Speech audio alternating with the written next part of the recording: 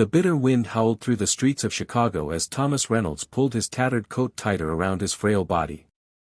The sidewalks were nearly empty, save for a few late-night commuters rushing home, their faces buried in scarves, oblivious to the man huddled on a bench near the train station.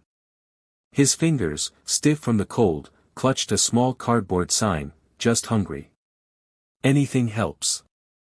Thomas had once been like those passers-by, rushing to work, worrying about deadlines, planning his future. But that life had slipped through his fingers like sand. One financial disaster after another had stripped him of his home, his savings, and eventually, his dignity. Now, every day was a battle for survival, every night a test of endurance against the elements. As he sat there, staring at his scuffed boots, a warm aroma drifted through the air. He lifted his head and saw a small cafe across the street. The golden light from inside spilled onto the pavement, offering a glimpse of steaming coffee cups and plates piled high with food. His stomach clenched in protest. Just as he was about to look away, the cafe door swung open, and a woman stepped out. She was in her mid-30s, with kind eyes and a warm, woolen coat that looked as if it had never known a cold night. She carried a brown paper bag in one hand and a coffee cup in the other. Thomas lowered his gaze, expecting her to pass him by like the others. But she didn't. Instead, she stopped in front of him and crouched down. "Hey there," she said gently, offering the bag. "You look like you could use a hot meal." Thomas hesitated. Experience had taught him that kindness often came with conditions.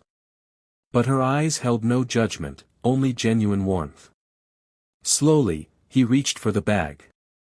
The smell of fresh bread and roasted meat filled his senses, and he couldn't help but swallow hard. "Thank you," he murmured, barely believing his luck. The woman smiled. "My name's Rachel." "What's yours?" "Thomas." "Nice to meet you, Thomas. Would you like to come inside and warm up for a bit?" His instinct was to decline. Years on the streets had made him wary of accepting too much. But the cafe's warmth called to him, and so did the simple kindness in Rachel's voice. For the first time in months, he felt seen. Inside, the cafe was bustling with chatter and laughter. A few customers cast curious glances his way, but no one said anything as Rachel led him to a quiet corner. She handed him the coffee, and the heat seeped into his fingers, chasing away the cold that had settled into his bones. "So, Thomas," Rachel said as she sat across from him. "How did you end up here?" He hesitated. It had been a long time since anyone had cared to ask. But something about Rachel made him feel safe enough to speak. "I had a good job once," he started. "Worked in construction. But when the company shut down, I couldn't find steady work. Bills piled up. My wife, she couldn't take it anymore. She left, took our daughter with her.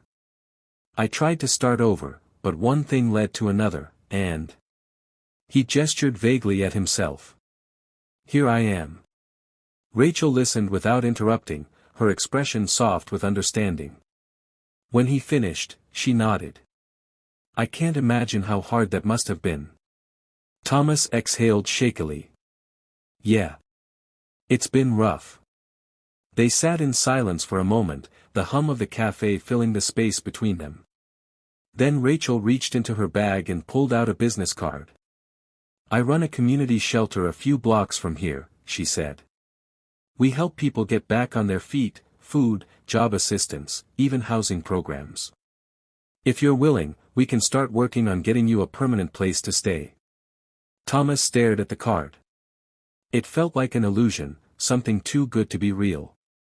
"You don't have to decide right now," Rachel added. "But you deserve more than just surviving, Thomas. You deserve to live again."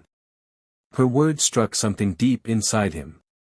He had spent so long believing that he was beyond help, beyond hope. But here was this stranger, offering him a second chance. Maybe it was time to take it. Over the next few weeks, Thomas found himself at Rachel's shelter. At first, he stayed only for the meals. But then he started attending the job training sessions. He even helped fix a broken railing one afternoon, and for the first time in years, he felt useful again. One day, Rachel approached him with a smile. "A friend of mine owns a construction company," she said. "They're looking for experienced workers. I told him about you, and he wants to meet you tomorrow." Thomas felt a lump rise in his throat. "Rachel, I don't know what to say." "Say you'll go," she replied. "Say you'll believe in yourself as much as I do." The next day, Thomas walked into the interview with a nervous heart but a determined mind. By the end of it, he had a job. A real job. With steady income, he was soon able to rent a small apartment. It wasn't much, just a modest space with a bed and a tiny kitchen, but to Thomas, it was a palace. The first night he slept there, under a roof he could finally call his own, he wept. Months passed, and one evening, he found himself back at the cafe where it had all started. He spotted Rachel at a table, reading. He walked up, his heart full of gratitude.